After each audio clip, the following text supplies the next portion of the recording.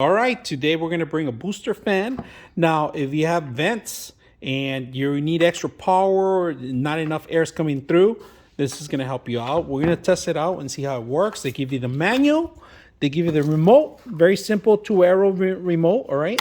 And then they give you the Askeo screws and a zip tie and a 3M in case you want to zip tie this cable. I'm going to show you guys.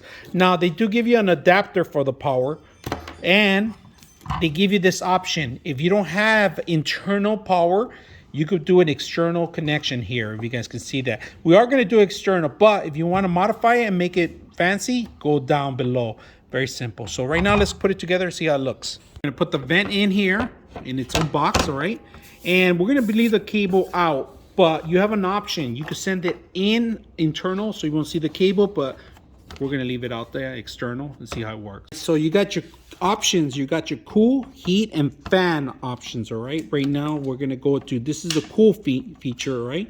You could go up to, you can make it cooler. Right now, we could change it to 71. We could go down to 70. We could go high as 74 and so forth. Now, we could change it to 90 if you want to go. This fan's going to go in reverse, all right?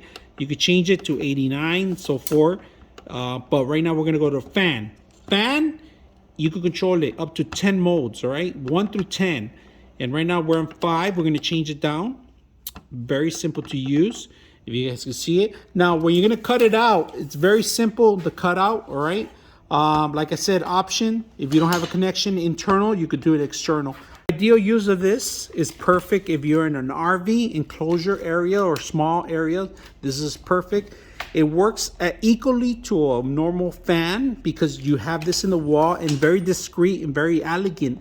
It does not demonstrate any wires out other than this one right here, but you could have an option to send through the walls, all right? Option, if you're gonna put it on drywall, you can do the cable through there.